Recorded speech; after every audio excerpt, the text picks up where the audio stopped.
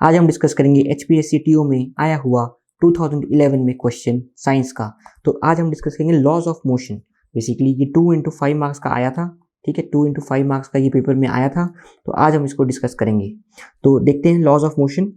तो क्वेश्चन ये है, discuss Newton's law of motion. तो दोबारा भी आ सकता है आपको, या इसका एक लॉ आ सकता है आपको ये क्वेश्चन, क्योंकि काफ़ी इंपॉर्टेंट है, एग्जाम्पल आ सकता है उसका।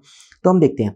तो फर्स्ट लॉ ऑफ मोशन क्या कहता है न्यूटन का? न्यूटन का फर्स्ट लॉ ऑफ मोशन ये कहता है कि जो बॉडी है वो रुकी रहेगी या चलती रहेगी, या रुकी रहेगी या चलती रहेगी जब तक उस पर कोई एक्सटर्नल फोर्स एक्ट नहीं करेगी। इसका सबसे अच्छा उदाहरण एग्जाम्पल जो है वो ये है कि जैसे गाड़ी के अंदर, आप बस के अंदर अगर आप बैठे हैं, ठीक है, तो आपने देखा होगा एकदम से जब बस चलती है तो झटका लगता है पीछे को, और जब बस एकदम से रुकती है तो झटका लगता है आगे को। ऐसा क्यों? क्योंकि देख रहे हैं आपके जो पैर हैं वो ज़मीन के साथ जुड़े होते हैं, तो वो चल पड़ते हैं, ठीक है, और आपके जो सर है, जो अपर वाला पार्ट है वो फ्री होता है, ठीक है, वो वहीं पे रुका रहता है, आपके पैर जो है आगे चल पड़ते हैं, तो आपका पीछे को धक्का लगता है। क्यों लगता है? इसका रीज़न है न्यूटन्स का फर्स्ट लॉ ऑफ मोशन। उन्होंने कहा था कि बॉडी एट रेस्ट और uniform will continue to be at rest. जो आपका अपर पार्ट है वो रेस्ट पे रहता है, और जो लोअर पार्ट है वो मूव करने लग जाता है, क्योंकि उसको भी फोर्स एक्टिंग, और धीरे धीरे करके फिर बाकी उसको भी फोर्स लाइज होती है, क्योंकि वो आपस में कनेक्टेड है हमारी बॉडी, और वो चल पड़ता है, तो वो धीरे धीरे करके स्टेबलाइज हो जाती है। तो इसलिए आपको याद रखना है कि न्यूटन का फर्स्ट लॉ ये कहता है कि बॉडी अगर रेस्ट में है तो रेस्ट में रहेगी, अगर मूव कर रही है तो मूव करती रहेगी यूनिफॉर्म मोशन पे, जब तक उस पर एक्सटर्नल फोर्स एक्ट नहीं करती। तो आप ये पूछ सकते हो सर, अगर हम मान लो गार्डन में हम बॉल को फेंकते हैं तो वो रुक क्यों जाती है? उस पर तो हम कोई फोर्स लगाते नहीं, क्या ऐसा है? बिल्कुल नहीं, क्योंकि फ्रिक्शन फोर्स जो है, फ्रिक्शन फोर्स हमेशा एक्ट करती है बॉडी पे, इसलिए बॉडी रुक जाती है। एयर फ्रिक्शन है, नीचे ग्राउंड से फ्रिक्शन होती है, इस कारण जो बॉडी रुक जाती है। अगर फ्रिक्शनलेस सरफेस हो, फ्रिक्शनलेस सरफेस हो और वहाँ पे आप मूवमेंट कराओ इसकी, तो वो रुकेगी नहीं जब तक आप एक्सटर्नल फोर्स जो है मूव नहीं करोगे रोकने के लिए। तभी तो इसको हम इनर्शिया भी कहते हैं कि body eight inertia at rest. Basically inertia का मतलब भी ये होता है। सेम चीज़ आपकी पढ़ाई में भी एप्लीकेबल होती है। एक बार पढ़ाई करना स्टार्ट करना मुश्किल होता है, अगर आपने एक बार पढ़ाई स्टार्ट कर दी उसके बाद आपके लिए वो डेली शेड्यूल फॉलो करना आसान है। एक बार तैयारी शुरू करना मुश्किल होता है, क्योंकि इनर्शिया होता है। अगर आप तैयारी के फील्ड में आगे, कंटिन्यूएशन में आगे, तो आपके लिए तैयारी करना आसान है। यही चीज़ आपको समझनी है।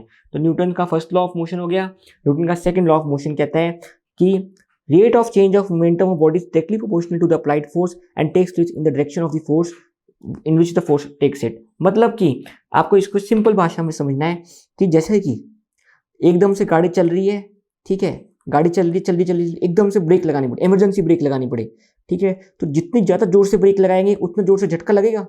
बेसिकली यही न्यूटन का सेकंड लॉ है। न्यूटन का सेकंड लॉ है F इक्वल्स टू ma, ये भी आप लिख सकते हैं। तो जितना ज़्यादा मास होगा उतनी ज़्यादा मास और एक्सेलरेशन होगी, जितनी ज़्यादा उतनी ज़्यादा फोर्स होगी चीज़ में। तभी तो आप देखो कि एक छोटी सी बुलेट है, ठीक है, वो कितना ज़्यादा डैमेज कर जाती है। उसका मास तो कम होता है पर एक्सेलरेशन बहुत ज़्यादा होती है, इस कारण वो बहुत ज़्यादा डैमेज कर जाती है। सिमिलरली जो कार है, कार का मास भी होता है अगर जितनी एक्सेलरेशन भी होती है। अगर जितनी ज़्यादा स्पीड पे ज़्यादा कार जा रही है, ठीक है, rate of change of acceleration ज़्यादा है, तो आपको फीलिंग आएगी। आपको लोग जैसे पहाड़ों पे जाते हैं या कहीं जाते हैं तो गाड़ी की स्पीड है एकदम से चेंज करता है, जो वो अनकंफर्टेबल फील करता है बंदा, क्योंकि rate of change of acceleration को ही DA/dt जिसको कहते हैं, वो आपको नहीं पढ़ना है डिटेल में, उसको ही कहा जाता है जर्क। जो आपको जर्क फील होता है, आप कहते हैं जर्क लग गया, जर्क जो होता है rate of change of acceleration होता है। पर जो न्यूटन्स लॉ ने कहा था कि फोर्स जो है डायरेक्टली प्रोपोर्शनल है मोमेंटम के। मोमेंटम क्या होता है? मास इनटू वेलोसिटी, ठीक है, डायरेक्टली प्रोपोर्शनल है मास इनटू वेलोसिटी के चेंज के। dB/dt का मतलब होता है कि डिफरेंशियल चेंज, कि थोड़े से यूनिट टाइम में जो चेंज आता है उसको हम कहते हैं डिफरेंशियल चेंज। तो dP/dt बेसिकली ये होता है, और मोमेंटम के चेंज को बेसिकली एक्सेलरेशन कहते हैं। तो आपने देखा इसको v माइनस यू आ गया, v मतलब final velocity, u initial velocity, तो v ये इसको v/-u/t को हम एक्सेलरेशन कहते हैं। तो F इक्वल टू ma, इतना आपको टेक्निकल नहीं करना, आपने बस सेकंड लॉ ऑफ मोशन लिखना है, F इक्वल टू ma। जितना ज़्यादा मास होगा उतनी ज़्यादा फोर्स होगी, जितनी ज़्यादा एक्सेलरेशन होगी उतनी ज़्यादा फोर्स होगी। तो आपको ये समझ आ गया? तो इसको हम समझते हैं दोबारा से। तो इसको rate of change of momentum is directly proportional to applied force, ठीक है। तो जैसे आपने बॉल कैच करनी है, ये एनसीईआरटी का एग्जांपल मैंने लिया, अगर आप एकदम से उसको रोकोगे तो आपको बहुत ज़्यादा फोर्स अप्लाई करेगा, हाथ पे चोट लगेगी, पर आप धीरे धीरे करके उसको पकड़ोगे तो क्या होगा? आपकी फोर्स कम होती जाएगी जो आपको अप्लाई करनी है उसको रोकने के लिए, ठीक है, क्योंकि आप उसको रेजिस्टिंग फोर्स कम दे रहे हो, अगर आप एकदम से रोकोगे तो आपको ज़्यादा फोर्स देनी पड़ेगी, तो आपको ज़्यादा चोट लगेगी हाथ में। ऐसे ही बॉल को अगर आपने घुमाए रखना है, क्योंकि मोमेंटम जो है बेसिकली एक वेक्टर क्वांटिटी होती है। वेक्टर क्वांटिटी क्या होती है? जिसके पास डायरेक्शन भी हो और मैग्नीट्यूड भी हो, ठीक है। जैसे कि वेलोसिटी एक वेक्टर क्वांटिटी है, इसके पास मैग्नीट्यूड भी होता है और डायरेक्शन भी होती है। मैग्नीट्यूड मतलब कितना उसमें माल है, और डायरेक्शन जैसे आई कैप मतलब एक्स डायरेक्शन में, बाय ऊपर को, नीचे को, लेफ्ट राइट, जो उसके डायरेक्शन भी फिक्स है। तो अगर आप मोमेंटम चेंज कर रहे हो, मतलब अगर आप उसके डायरेक्शन चेंज करते हो, चाहे अपनी रस्सी को घुमाना है तो आपको गोल गोल घुमाते रहना पड़ेगा, फोर्स आपको लगाती रहनी पड़ेगी, तभी वो गोल गोल घूमेगी। जैसे ही आपने इसको छोड़ा तो वो गोल गोल घूमना बंद कर देगी, तो इस डायरेक्शन में वो निकल जाएगी बॉल, ठीक है। तो इसलिए आपको समझना है कि गोल गोल घुमाने के लिए भी हमें फोर्स जो है, क्योंकि फोर्स एक जो मोमेंटम चेंज कर रहे हैं वो एक वेक्टर क्वांटिटी है, इस चीज के लिए आपने समझना है। तो आपको क्या समझना है? Second law of motion directly proportional to the force applied and takes place in direction of, जिस डायरेक्शन में आपने फोर्स अप्लाई करोगे उस डायरेक्शन में ही मूवमेंट होगी। जैसे कि आप मान लो रस्सा खींच रहे हो, तो सिंपल सा बात है, यहाँ से ये खींच रहे हैं, यहाँ से ये खींच रहे हैं, कौन जीतता है? जो ज्यादा फोर्स अप्लाई कर पाए अपनी तरफ, तो ज्यादा जो फोर्स अप्लाई करेगा वो उसकी तरफ। तो नेट फोर्स की हम बात करते हैं, ऐसा नहीं है कि इसने फोर्स अप्लाई, इसने फोर्स अप्लाई, नेट फोर्स जो ज्यादा अप्लाई करेगा उसकी तरफ जो है मूवमेंट हो जाएगी। ये आपको समझ आ गया? नेक्स्ट हम देखते हैं Newton's third law of motion. Newton third law of motion कहता है कि इक्वल एंड ऑपोजिट रिएक्शन होता है एवरी एक्शन का।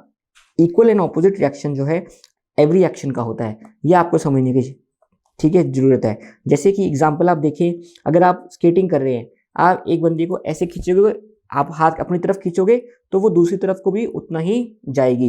जैसे कि आप मान लो दीवार है, दीवार पे आप मुक्का मारते हो, बहुत जोर से, आप गुस्सा चढ़ा हुआ है, आपने मुक्का मारा, ठीक है, तो आपको उंगलियों पे चोट आती है, क्योंकि उस दीवार का रिएक्शन आपके ऊपर बराबर होगा, उतना ही रिएक्शन जितना होगा उतना आपके हाथों पे भी आएगा, ठीक है।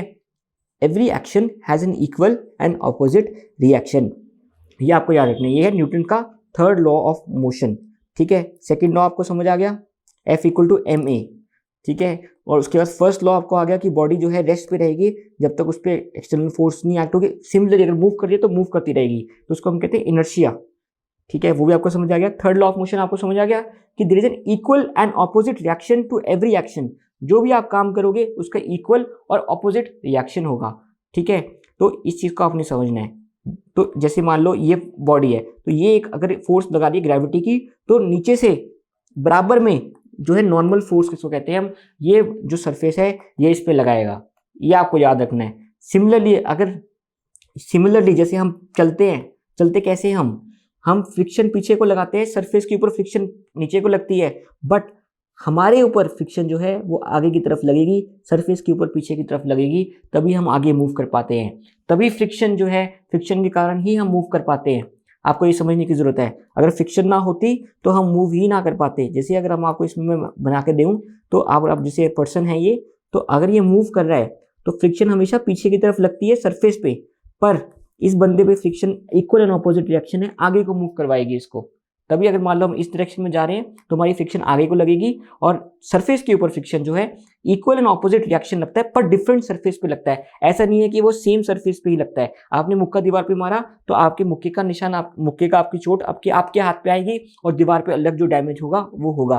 तो ये चीज आपको समझने की जरूरत है। तो every action is equal and opposite reaction. तो आपको समझ आ गई होंगे न्यूटन के तीनों लॉज। होप आपको मजा आया होगा। Thank you very much for discussion.